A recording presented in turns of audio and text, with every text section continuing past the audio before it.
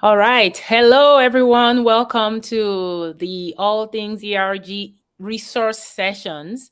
I enjoy these conversations because a lot of times I am just discovering so much about the tools myself and the story behind the tools. So meeting the founders.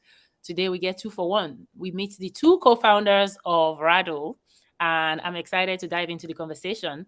My name is Lola DMO, and I am the host of the All Things ERG monthly call. We have a space on LinkedIn where we connect, and then every first Friday, we are gathering to learn more about ERGs and best practices. Um, but in addition, the ERG resource session was created a couple of months back because the ERG tech space, as I was talking to Liyani and Tex about just before we went live, the ERG tech space is also pretty new. And when I say ERG tech space, I mean, I feel like I still need to call that out from DEI tech space, but they're actually the same thing, right? When we talk about inclusion within organization, there's so many tools that are out there now. There's so many opportunities to leverage technology to accelerate the work we are doing. So that's why we gather on these calls. And today, I have Liyani and Tex joining me. Hi, Liyani. Hello, thank you for having us, Lola. Thank you for being here. Do you want to introduce yourself? Tell us where you are this rainy San Diego day for me. It's also raining where we're at, but we're up in Northern California in Pacifica. It's a small little beach Okay. city right outside of San Francisco. Okay. Hi, Tex. Hi, Lola. Great to be here. I'm very excited about this conversation. Yeah, thanks for making the time, both of you. All right. So let's start with your background. Who is Liani Rodriguez? How did you get here? What was your background like? Very non-traditional path. To have a lot of curves along the way. So when I started my career, I went into what you felt was the safe bet. I got my CPA, started off as an accountant, worked at PwC. Very quickly realized that wasn't the path for me, and ended up doing consulting and operational consulting. And along the way, as I climbed the corporate ladder, it was nearly a decade that I was doing that. It was every day a constant struggle to feel like my voice mattered, to feel like I had a voice, I had to strategize. And this was in real life. So this is when all of our meetings were in real life. And as you move up the corporate ladder, when there's fewer and fewer women, it becomes even harder to do that. And so that was the start of my career. I spent almost a decade doing that. And it's also my why. It's why I show up to Rattle every day. And I know we'll get into Rattle a little bit, but it's so intertwined: who I am, where I've come from, and why I show up every day. And what I've realized as we've been building Rattle is that same struggle to feel heard every day is even more prevalent virtually as we've moved to remote work, and as remote work is here to stay, and especially for introverts, marginalized community members, new grads, if you're speaking English as a second language, cultural things, many reasons why, but they're facing that same hurdle, and even more so than before. And so I always tie in why it brings me here today with where I've been, because it has become so much part of the story. Right. Well, it's always, yeah, I think founding anything is always True. scary, a scary big step. But for founding a tech company as, a part of a minority group is whatever. There's so many things stacked against. So it's always um, I always enjoy getting to hear those stories, like what's behind it. And I know that's encouraging for people. What about you, Tex? You want to share a little bit about your background? Sure, would love to. Thanks, Lola. So my background is a little different than Liani's. I did not come from tech. I did not come from consulting. My background is human rights and the nonprofit sector. I have just always firmly believed that everyone deserves a fair shot, and equality, equitability has been my driving force. Inequality rears its ugly head in so many different places. Where I came from, I focused on socially responsible business, working with entrepreneurs around the world to help them develop what their product or commodity was, penetrate the global market within the fair trade system, and ultimately change their lives, their communities' lives, their families' lives. It was awesome. I got to a point though where I was really burnt out in the nonprofit world. I knew I wanted to stick with increasing equitability. I didn't know what that would look like, but I knew technology was the way forward for me because I really wanted to make great impact. And that's what I love about technology, its ability to affect great change. And so Liyani and I found each other really aligned, like perfectly aligned in terms of our values and our core beliefs. And, you know, when we decided to shift towards focusing on meetings, I realized, yes, they sound very boring, like why meetings? But the thing is, meetings, like you said, Lola, like they are a part of work, whether you like it or not. Funny enough, Liyani and I are both like, we're not like, have as many meetings as possible and use our tool. We don't want you to have a lot of meetings. We want the meetings you have to be meaningful. And by meaningful, I mean like a good use of everybody's time. And I believe, Liyani believes, correct me if I'm wrong, Liyani, that meetings have the potential to absolutely transform your company's culture, your company's bottom line. Like it has so much potential for greatness. If we stop complaining about them and we start figuring out how to fix them the right way, the benefits are huge for people and companies. Absolutely. Yeah. I mean, if you think about all the conversations going on right now, at the core of it is meetings, right? You're talking about flexible work schedule, more hours, less hours. Everybody who works has meetings. That's right. If that's one thing we can fix to be more inclusive, that touches everybody, it touches every department. Absolutely. So Yes. And meetings, what are meetings? Meetings are conversations. And I said this to Liyani recently. She's like, oh my God, we need to keep saying that. But it's true. Change starts with conversations. So if you want to change anything, culture, politics, anything, change starts with conversations. So that's why we're focused on the conversation itself. There's a lot of tools out there for meetings. Right. Our focus is on the conversation, because if you can't get the conversation right, all the bells and the whistles in the world will not fix your meetings. Right. Okay. Now you got us excited to learn more about the tool. So and this is why we call them text talks. You listen to her and you just like internally they go from a TED talk to a text talk anytime you need that uplift. Yeah. So all that thought, if you're listening, we're going to hear about text talk before we leave here, but I want to get into Raddle a little more. So what is Raddle and what does it do? And can we see something about it? Because I think we kind of touched on the core of it, but how does it work? Liyani, I'm going to hand that one to you, okay? Yeah, okay. So we've been in the lab. We've been deep in the lab tinkering for some time now. And we actually, so when we started, we were a brainstorming tool and we were powered by human facilitators. Yeah. And we very quickly realized that I think as founders, you're constantly asking, you know, what is it that folks loved? Why are they loving these conversations? How are we making them engaging, actionable, productive when people would leave, come back and tell us like that was one of the best conversations I had? And what we very quickly realized was it was the facilitator. It was the way we were leading. It was how these conversations were being held. And so Tex and I looked at each other one day and said, you know, how can we scale this? I think as early stage founders, you're always thinking about scale. How can you incorporate this into everyday conversations? And the answer very quickly was, well, let's build an AI facilitator.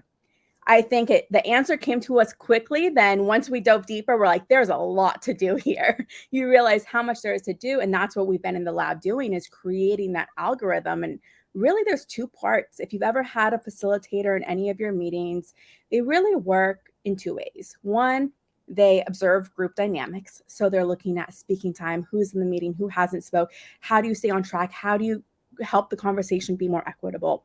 And that's observing the group dynamics. And we've been looking at ways to build a bot and what technology exists, what can we leverage, what's new in AI that we can leverage in order to make that bot understand group dynamics and make that reliable.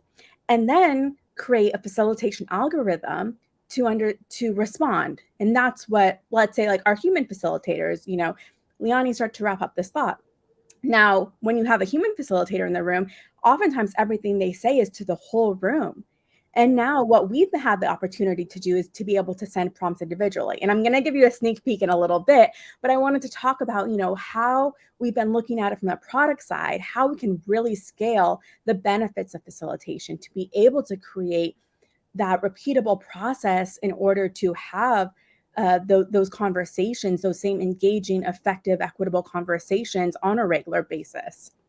And so what we've been looking at is, where are folks meeting? What tools are they using today?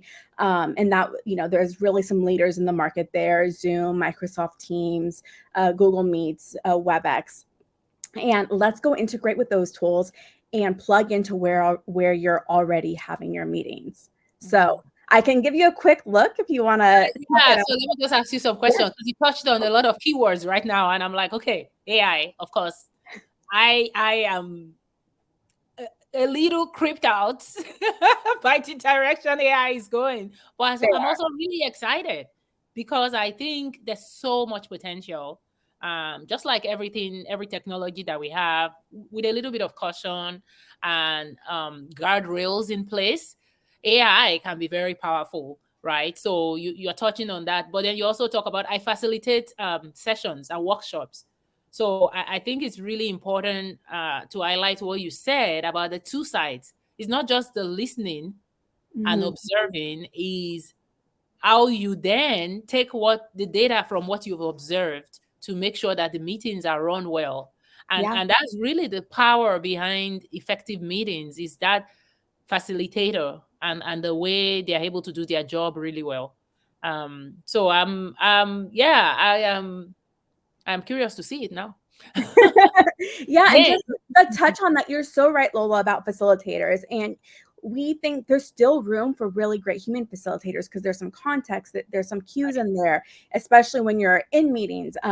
What we want to provide is make that scalable. And folks, what we've learned is folks don't always understand that they're over talking, or that they're taking over the conversation. And so we want to bring awareness to that, and bring awareness to how great facilitation can be to support facilitators in their ecosystem, as well as bring this as part of regular conversation, to understand how you can get more depth out of everyday meetings. So with that said, when we think about tool, I love the distinction you made, is that how this will support the facilitator, because we're not talking about, we're talking about the potential to do something at a large scale without error. Yeah. Just like I always use the example of a calculator, right? Like I could add numbers on a spreadsheet by myself, but I'm more prone to error if I'm adding a lot of numbers, because that's what the calculator or the automated functions and whatever are there for. So, I mean, the power of being able to do something like this, which traditionally we leave to the facilitator, who, depending on what's going on that day, maybe they're tired, or something is going on. They can miss. Or if you don't have a facilitator, what ends up oftentimes happening is it falls on often the woman in the room.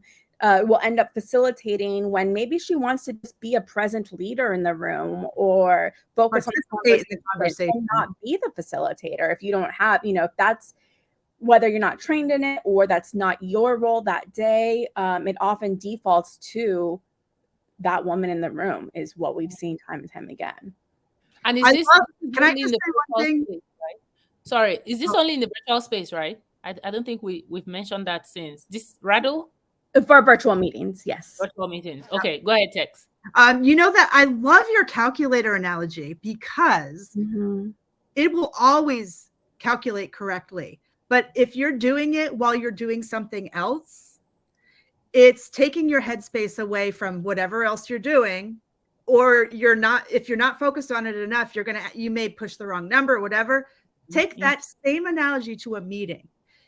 How much mental energy you've facilitated, Lola? I facilitated hundreds. How much mental energy is it to keep track of who hasn't spoken, and how much, and who should still, leave time for who hasn't spoken yet, and that kind of thing.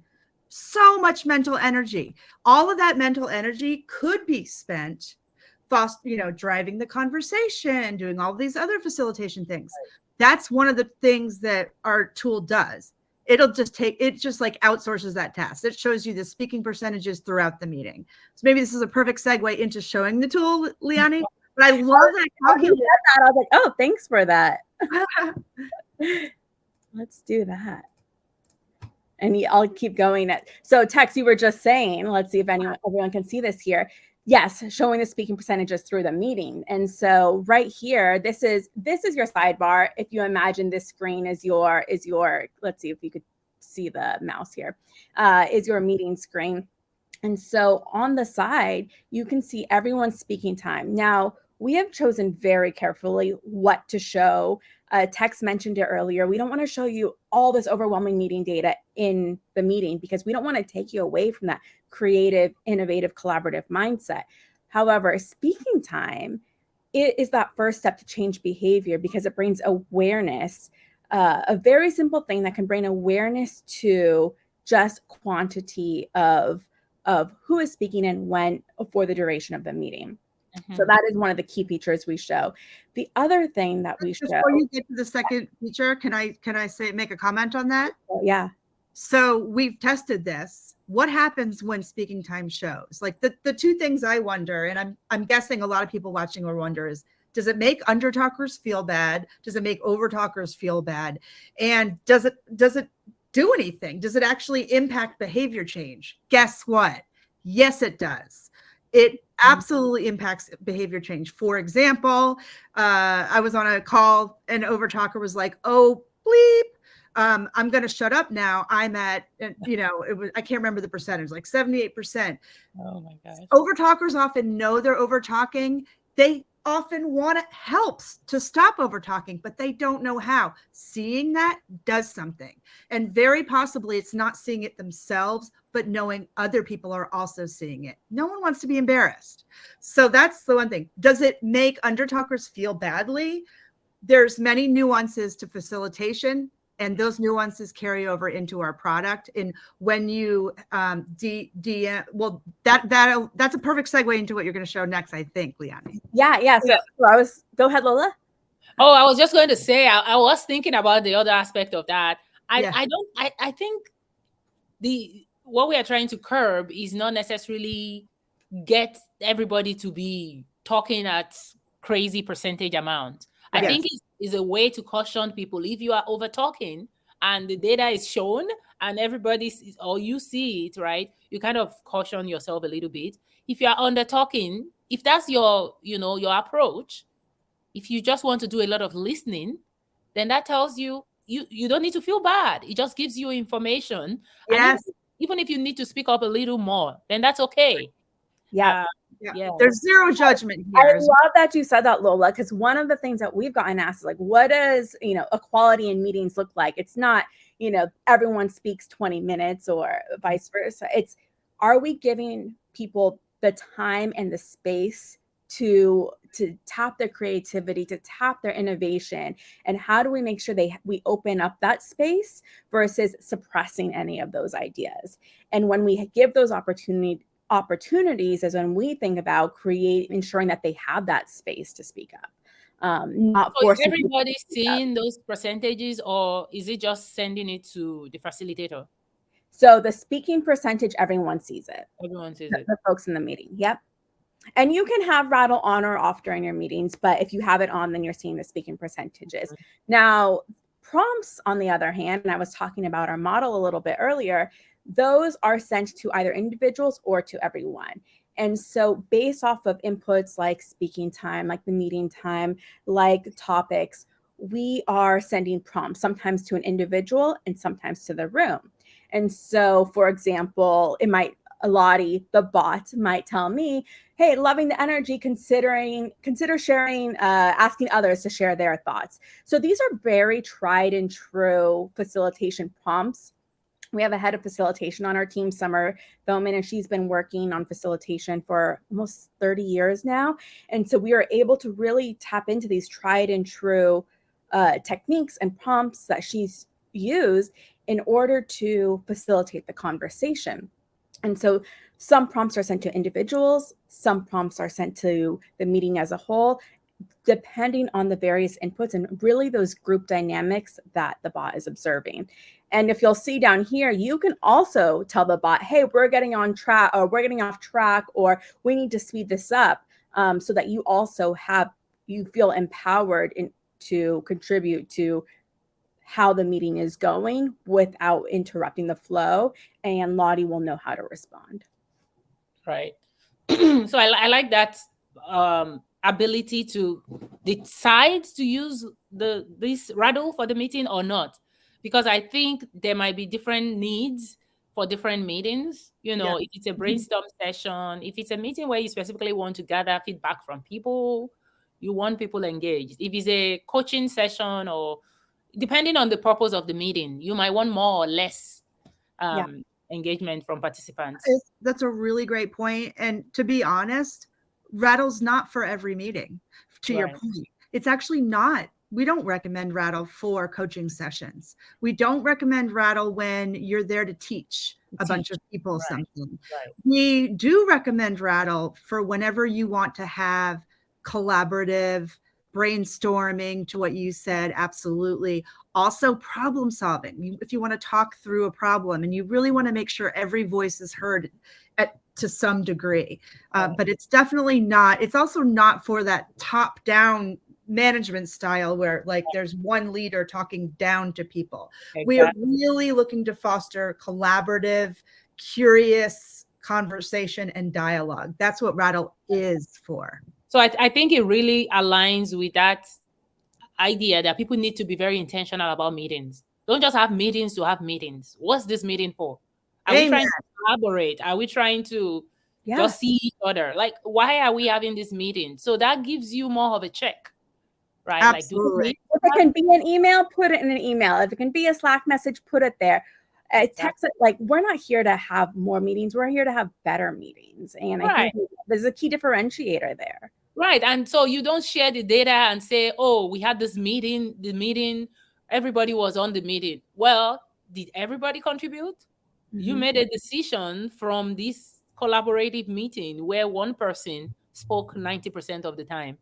Yeah. And then you are sharing that metrics, like we met 10 times, you know, so this is good data to support this kind of inclusive setups and collaborative meetings.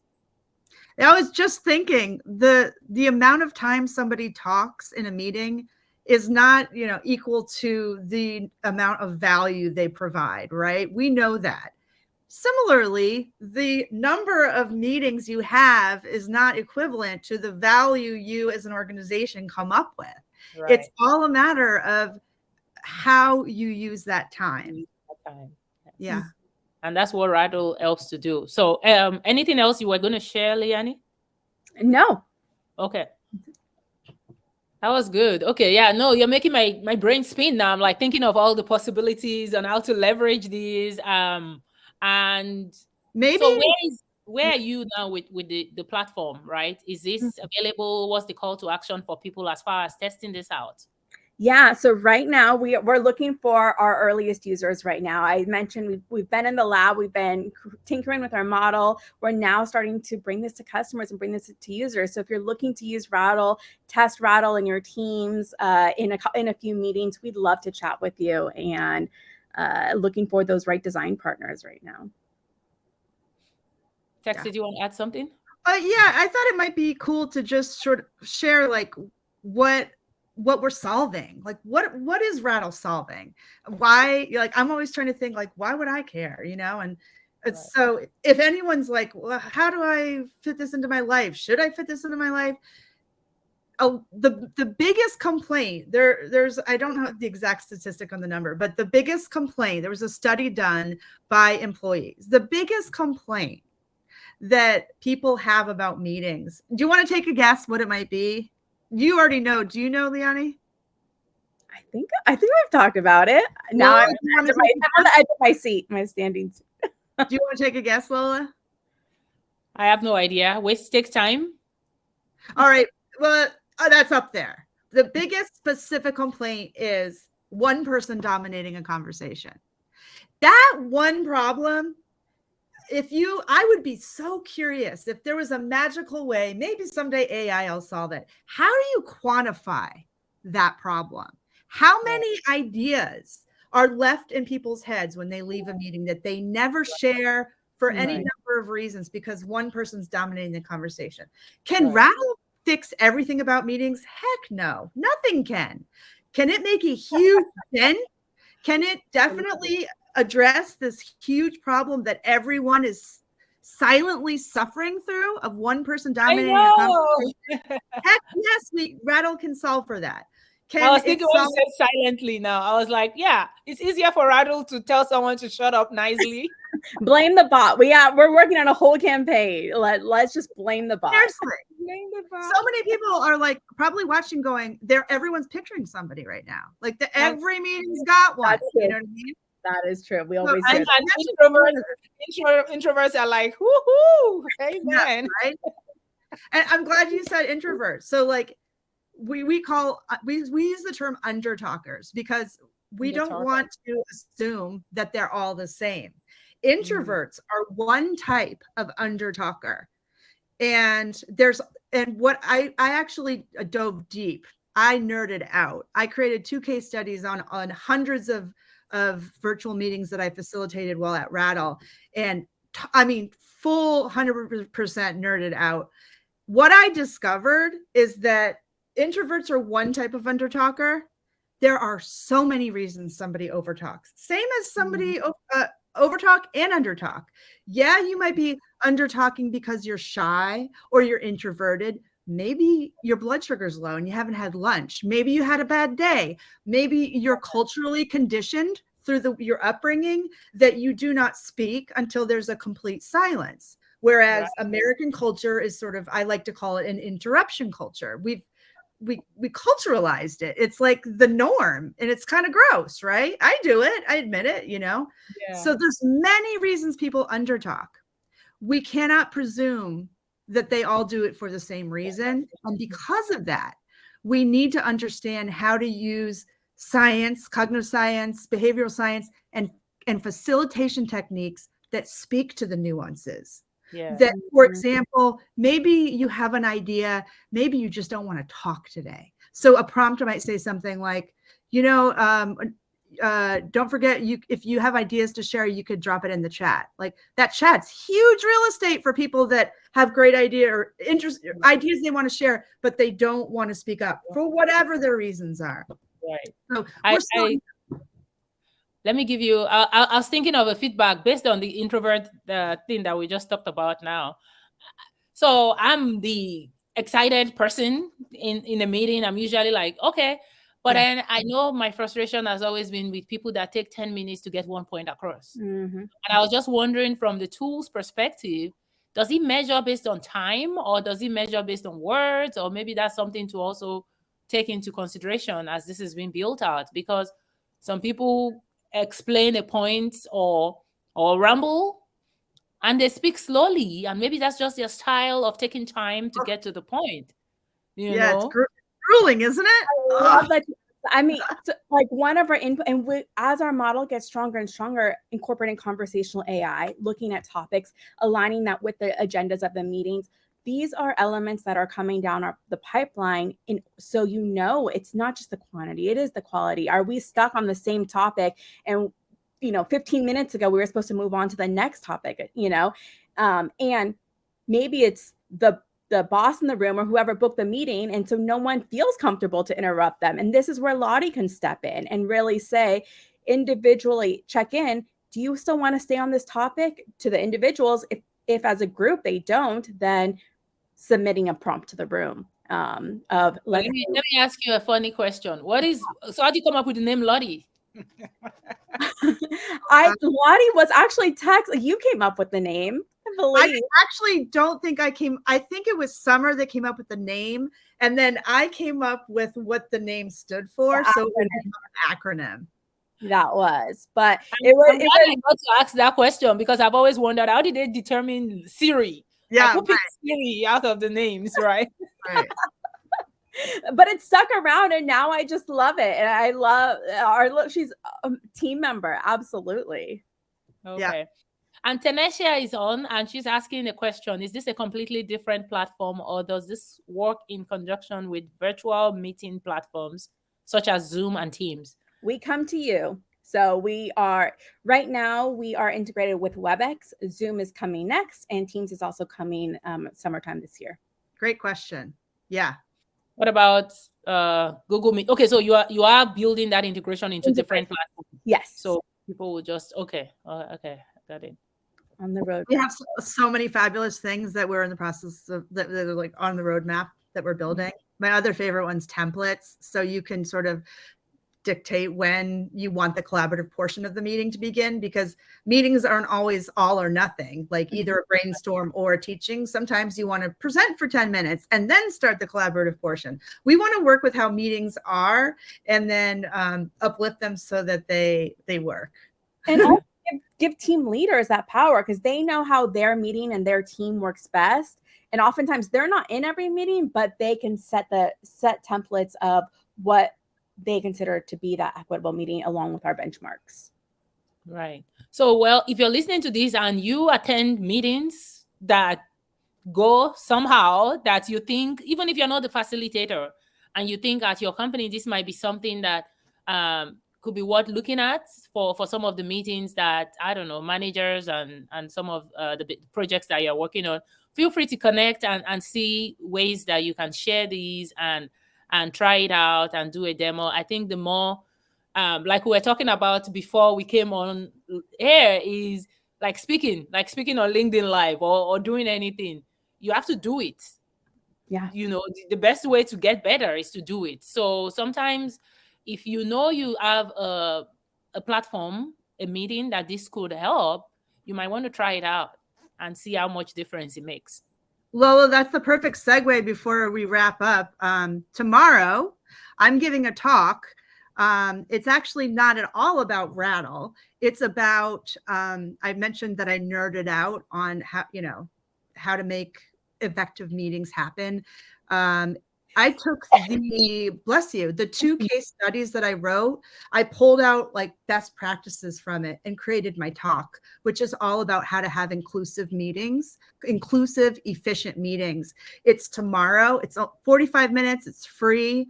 And we're giving it really to learn who cares enough about making their meetings inclusive and efficient to actually spend their most valuable resource, their time.